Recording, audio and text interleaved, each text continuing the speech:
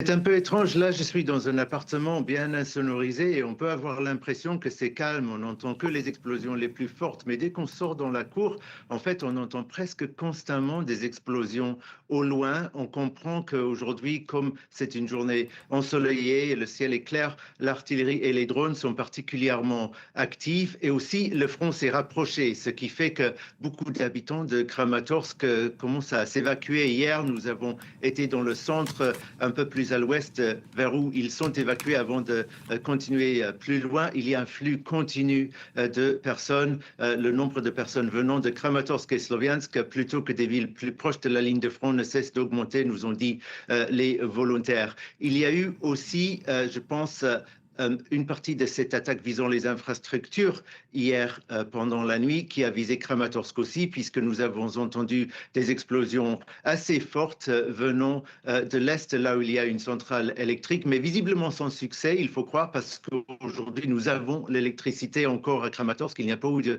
coupure d'urgence. Sinon, ce sont les régions de Kiev, Poltava dans le centre, Kirovograd aussi dans le centre de l'Ukraine et Odessa qui ont été visées. Pour le moment, le bilan à Kiev et dans sa région est de un mort et de blessés.